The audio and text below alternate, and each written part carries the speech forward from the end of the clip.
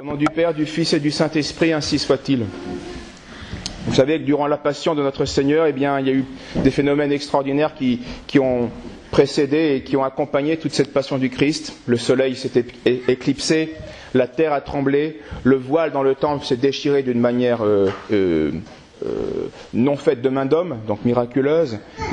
Les pierres se fendirent, il y a des tombeaux qui sont ouverts avec des résurrections.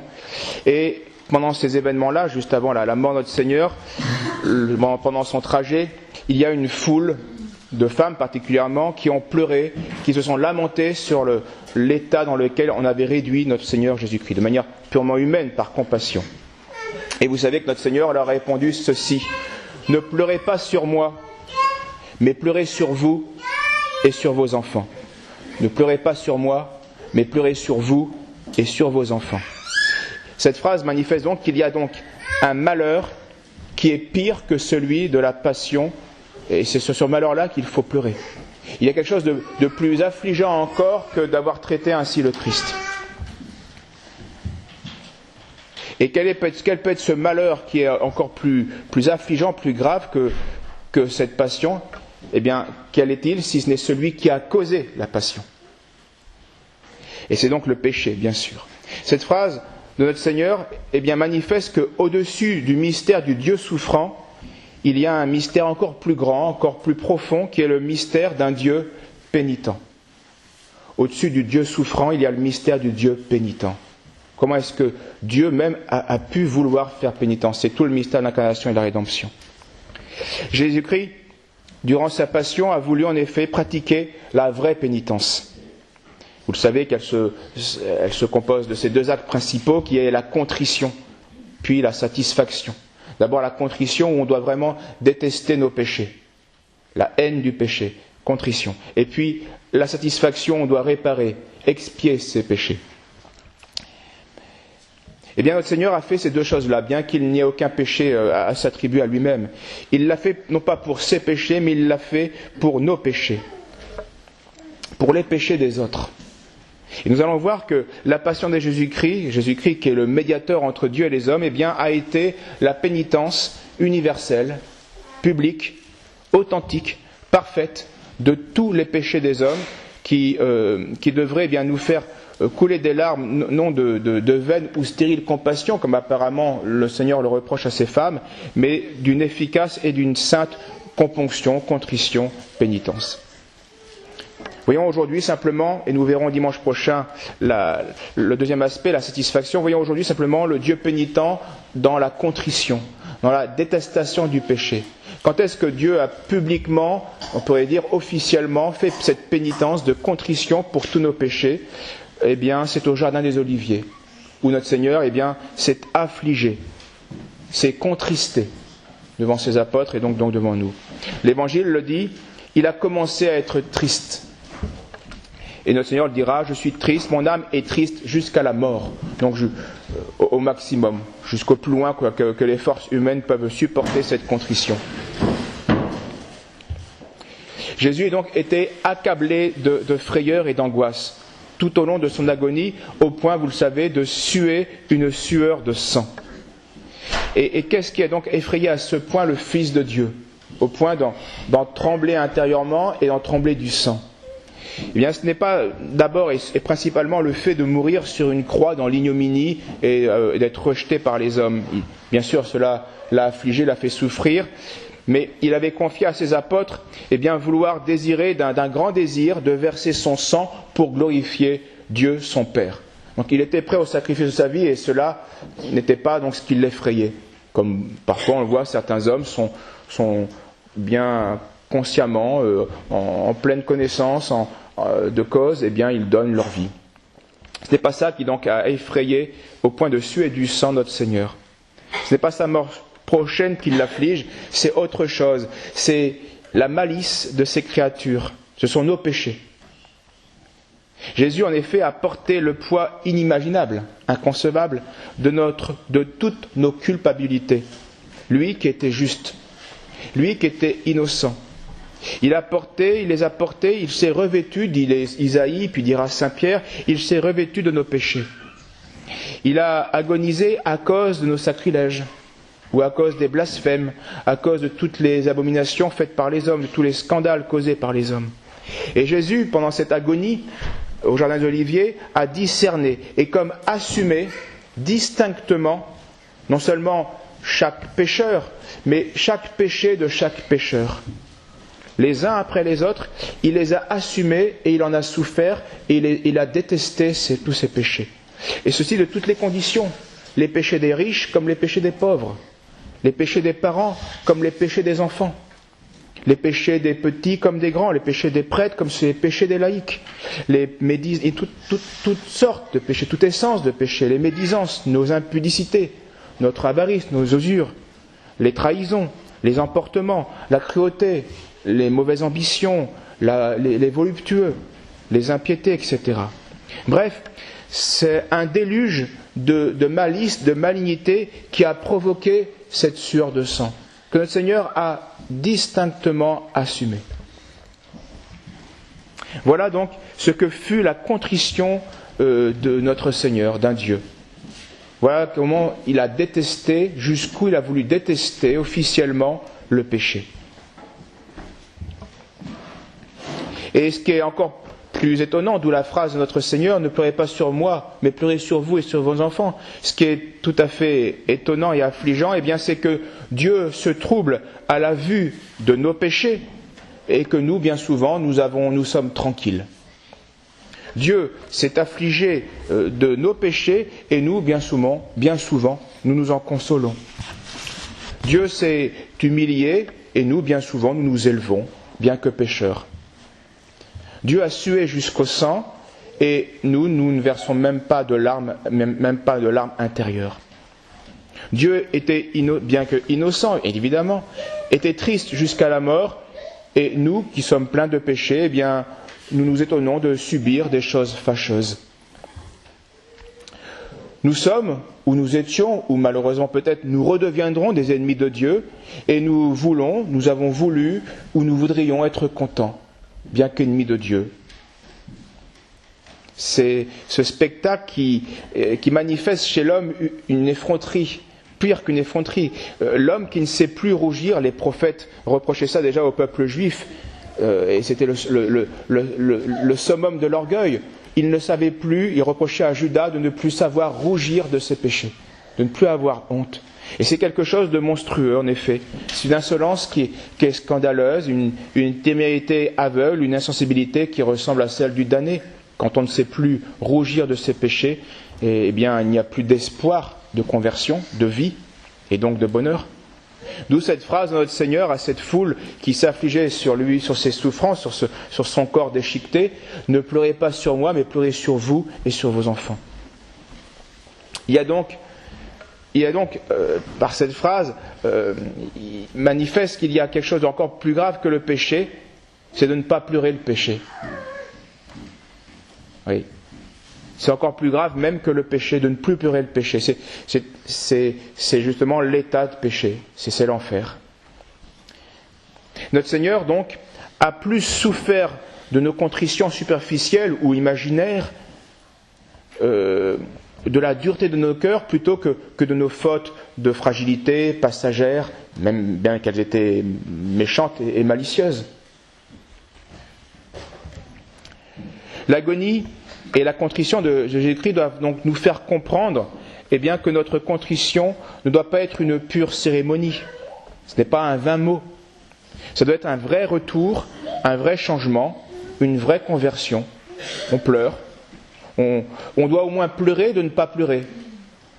C'est un don, les larmes extérieures, et c'est un don mystique que Dieu accorde rarement à ses privilégiés. Mais il y a au moins des larmes intérieures, c'est la contrition, c'est la volonté qui déteste le mal qu'elle a pu faire. Il faut donc pleurer au moins de ne pas pleurer. Il faut s'affliger au moins de ne pas s'affliger, etc. Et si certains d'entre nous n'ont pas de péché personnel à expier, eh bien, ce spectacle de l'agonie, eh bien, est un enseignement pour nous. Il faut à ce moment-là, eh bien, contempler le spectacle du monde, ce chaos d'iniquité auquel nous assistons. Et il faut à ce moment-là porter une petite partie de ce fardeau. Il faut boire une partie du calice que notre Seigneur a bu en entier le jour de l'agonie. Il faut nous aussi à ce moment-là goûter un peu l'amertume que notre Seigneur a connue dans son agonie, où il était triste jusqu'à en mourir. Bref, il faut apprendre à souffrir de l'iniquité qui nous touche. Il faut supporter les péchés des autres. C'est tout l'exemple de notre Seigneur et c'est toute la folie de la croix que les païens ne comprennent pas. Il faut porter et même supporter les péchés des autres. Et alors, en ce moment, ce sera notre manière de participer à l'agonie du Christ, de participer au mystère de la rédemption du Christ, et ainsi d'alléger le fardeau du Christ et de pleurer à ce moment-là de manière non pas vaine, comme le Seigneur le reprochait à ses femmes, mais de manière divine, rédemptrice, comme notre Seigneur l'a fait lui-même, en pleurant et en détestant nos propres péchés. Et ceci a toujours été vrai, mais et d'autant plus vrai à notre époque. C'est ceci qui nous empêchera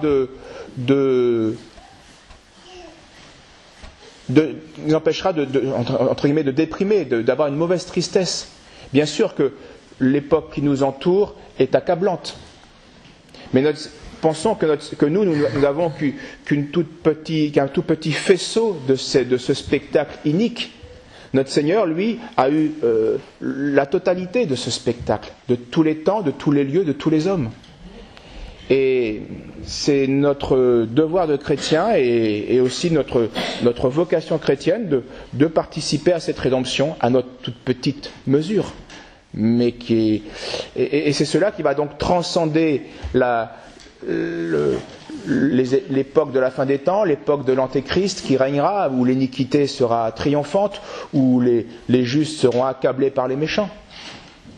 Nous serons vraiment d'autres Christ, les chrétiens, et dans notre faible petite mesure, non seulement pour nos péchés, mais aussi pour les péchés des autres, nous allons nous aussi participer à cette contrition officielle, publique, où nous allons nous souffrir dans notre âme pour les péchés du monde. Au nom du Père, du Fils et du Saint-Esprit, ainsi soit-il. Au nom du Père, du Fils et du Saint-Esprit, ainsi soit-il. La dernière fois, nous avions vu la passion intérieure de l'agonie au jardin des Oliviers, qui était comme la contrition officielle du Dieu pénitent, où il allait détester dans son âme jusqu'au sang, par cette sueur, la malice du péché, de nos péchés. Et nous l'avons vu, c'était déjà une douleur inouïe, exceptionnelle. Et maintenant, il nous faut voir la deuxième phase de cette pénitence universelle. Après la contrition, la détestation du péché, il y a la satisfaction, la réparation du péché. Et c'est ce que nous allons voir aujourd'hui avec la passion au calvaire. C'est là que notre Seigneur fait la satisfaction publique, universelle, parfaite de tous nos péchés. Comme le dit l'Évangile aujourd'hui, l'Épître, notre Seigneur est le médiateur d'une alliance nouvelle, et c'est pour cela qu'il est mort pour racheter nos péchés. Et donc, le Dieu pénitent devait se faire Dieu crucifié pour satisfaire à nos péchés. Jésus-Christ, pourtant, et c'est ce qui donne toute la valeur à son amour et à ses actions, Jésus-Christ avait un droit complet à une vie tranquille et heureuse. Et pourtant, il a accepté de mourir la plus cruelle des morts pour remplir sa mission de médiateur entre Dieu et les hommes. Cette simple vérité devrait nous suffire à être plein de gratitude et plein d'adoration devant ce mystère. Jésus-Christ avait le droit à une vie parfaitement tranquille et heureuse ici-bas. Et pourtant, il a voulu librement, volontairement, accepter la mort et la mort cruelle de la croix. Le juif infidèle, tout comme le faux chrétien, se scandalise de ce mystère de la croix, de voir que le plus innocent des hommes, que l'innocence est ainsi traitée comme un criminel, comme le plus criminel. Et il refuse de confesser ce qui se passe au calvaire. Que ce qui se passe au calvaire a été, en fait, justement et saintement voulu par Dieu. Devant ce mystère, bien sûr, la foi est nécessaire car notre raison bornée ne peut pas réussir à saisir l'expiation que mérite un péché grave envers Dieu qui est de sa nature infinie. Et si on a déjà du mal pour le comprendre pour un seul péché mortel qui est déjà quelque chose d'infini, eh bien nous le comprenons encore moins pour la somme de tous les péchés mortels de l'humanité. Ces fautes qui ont quelque chose d'infini méritaient une expiation infinie. Et cela, comme tout ce qui est infini, eh bien nous n'avons plus à le percevoir, à le toucher. Nous n'avons plus l'évidence de cette chose-là. Et donc notre erreur vient souvent du fait de considérer le Sauveur en lui-même, pour ce qu'il est en tant que Dieu, et non pas en ce qu'il a voulu être pour nous, médiateur, donc rédempteur. Et nous nous focalisons trop sur la malice des Juifs, qui n'ont été en fait qu'un instrument dans les mains de Dieu. Et nous oublions alors la volonté de Jésus-Christ d'offrir son sang sans tache à Dieu par le Saint-Esprit pour purifier nos consciences. Ce sont les termes mêmes de saint Paul. Purifier nos consciences. Jésus-Christ s'est servi de la malice des hommes pour accomplir sa mission rédemptrice. Il aurait pu faire autrement, il a fait ainsi. Jésus-Christ a voulu vraiment être donc pénitent. Et là encore, c'est l'Écriture qui nous révèle ces termes. Il a voulu être propitiation pour nos péchés. C'est-à-dire, il a voulu satisfaire dans sa chair pour nos péchés. Sur la croix, il porte donc tous les péchés du monde. Et à partir de ce moment-là où il accomplit, il réalise sa mission, à partir de ce moment-là, eh bien, plus rien ne peut lui être épargné. Plus rien ne devrait lui être épargné. Parce qu'il porte tous nos péchés. Il va satisfaire pour tous nos péchés. Et donc, d'une certaine manière, il était normal qu'il soit abreuvé d'humiliation, d'outrage, de calomnie, de fouet, de clous, d'épines, etc., jusqu'à la mort cruelle de la croix. Parce qu'il porte le péché. Parce qu'il satisfait au péché. Il doit être alors l'homme de douleur prophétisé par Isaïe. Ou l'agneau immolé prophétisé par tous les rites de l'Ancien Testament et par Saint Jean-Baptiste. Il a donc subi dans sa chair toutes les peines que méritent nos péchés. Toute cette colère qui s'accumule sur la chair de Jésus-Christ, toute cette vengeance, toute cette justice est voulue par Dieu en raison de la haine du péché et de la réparation due au péché. Jésus est donc frappé en effet comme un réprouvé. Il est comme extérieurement abandonné sur la croix pour satisfaire à la justice divine. Et ainsi épargner aux pécheurs que nous étions, qui sont repentants, la damnation, l'abandon éternel, qui est la mesure juste pour satisfaire et châtier un péché qui est infini. Parce que le péché mortel mérite la déréliction éternelle, Dieu sur la croix a voulu connaître une partie de cette déréliction. Elle ne pouvait pas être éternelle, bien sûr. Saint Augustin ose, à propos de ces mystères, conclure qu'il n'y a jamais eu, dans la mort de Jésus-Christ sur la croix, il n'y a jamais eu de mort à la fois, d'une certaine manière, plus juste et d'une autre manière, plus injuste. Cette mort sur la croix de Jésus-Christ est à la fois quelque chose de très juste, sur un certain point de vue, et sur un autre point de vue, quelque chose de très injuste. Injuste, évidemment, du côté des hommes qui étaient exécuteurs de notre Seigneur et qui n'avaient aucun droit de toucher à la sainteté même. Et donc, cela est très injuste. Mais très juste du côté de Dieu qui a porté cette sentence et qui a voulu accomplir cette mission, qui a voulu ainsi satisfaire au péché des hommes. Un fameux théologien du XIIe siècle, un bénédictin, Rupert de Dodds, fait cette réflexion suivante. Je le cite. C'est aujourd'hui, en parlant de la mort de notre Seigneur sur la croix, c'est aujourd'hui le jour prédit par l'Écriture, le fameux jour de la vengeance de Dieu, le Dies Ulcionis Domini, le jour où Dieu va vraiment faire œuvre de justicier. Ce n'est point dans le jugement dernier que notre Dieu, offensé et irrité, se satisfera en Dieu. Donc, on a plutôt, quand on pense à la justice, on pense au jugement dernier, où tous les comptes seront réglés. Et Rupert de Dodds dit non, ce n'est pas ce jour-là où vraiment justice sera faite. Ce n'est pas non plus en enfer, dit-il, que Dieu manifeste le plus authentiquement ses vengeances. Vous comprenez, vengeance, c'est justice. C'est au calvaire. C'est là que la justice vindicative agit librement et sans contrainte, n'étant point resserrée par la petitesse du sujet à qui elle se fait sentir. Tout ce que les damnés souffriront n'est qu'une demi-justice pour Dieu. Les grincements de dents, les gémissements, les pleurs, les flammes qui ne doivent jamais finir, tout cela n'est presque rien en comparaison du sacrifice de Jésus-Christ mourant. La justice a donc été vraiment réparée, comblée, à la croix. Et ce ne sera pas au jugement dernier ni en enfer. Parce que les hommes ne peuvent pas compenser le mal qu'ils ont fait. Ce n'est pas possible. Parce que nous pouvons bien enclencher remarquez-le, dans certaines actions même matérielles, cela arrive. Nous pouvons parfois enclencher une action que nous ne pouvons plus arrêter. Prenez l'exemple d'un feu. C'est facile de mettre un feu à une maison. Puis très vite, après quelques minutes, après quelques dizaines de minutes, c'est fini. L'homme a posé un acte dont il ne maîtrise plus les conséquences. Et donc il n'y avait que Dieu qui pouvait vraiment stopper, réparer et combler ce désordre. En enfer, vous le savez, l'infini qui est mérité à cause du péché mortel, l'infini réside non pas dans l'infinité des peines, mais dans l'infinité du temps. Le châtiment ne cessera jamais. C'est ainsi que l'infini, un certain infini comble un autre infini. Mais au calvaire, l'infini n'était pas dans le temps, mais dans la peine.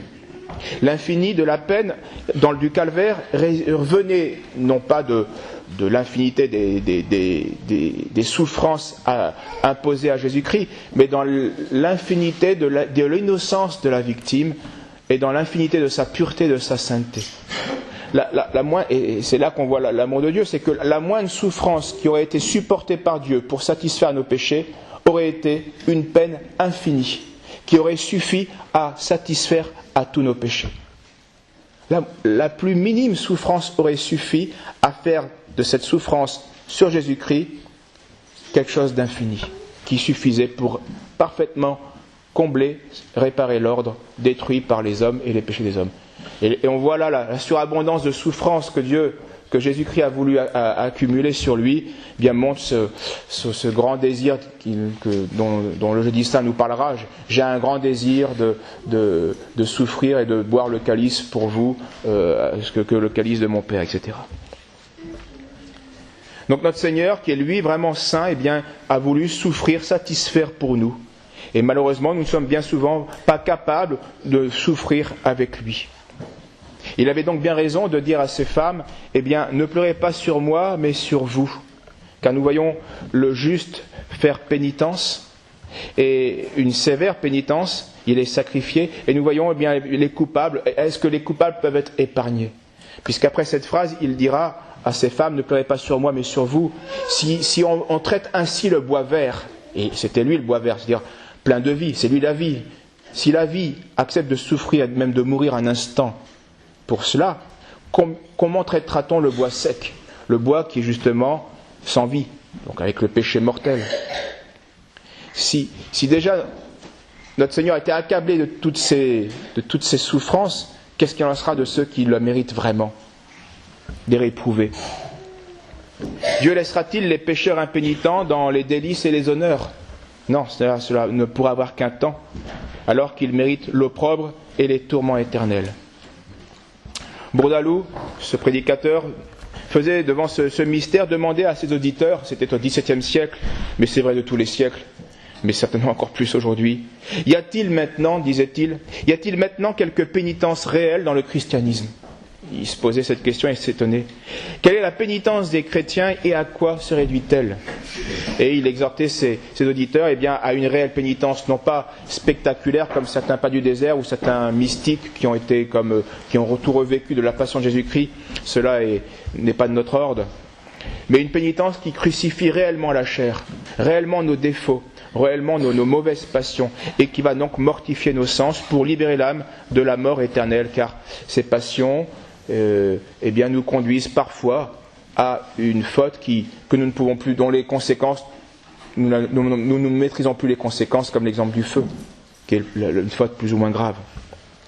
Alors, eh bien, puisque Dieu nous a demandé de pleurer sur nous, eh bien, demandons-lui cette grâce par son exemple, de comprendre ce qui nous concerne.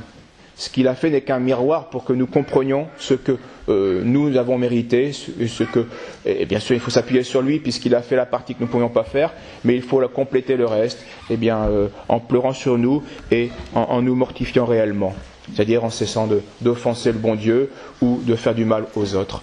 Au nom du Père, du Fils et du Saint-Esprit, ainsi soit-il.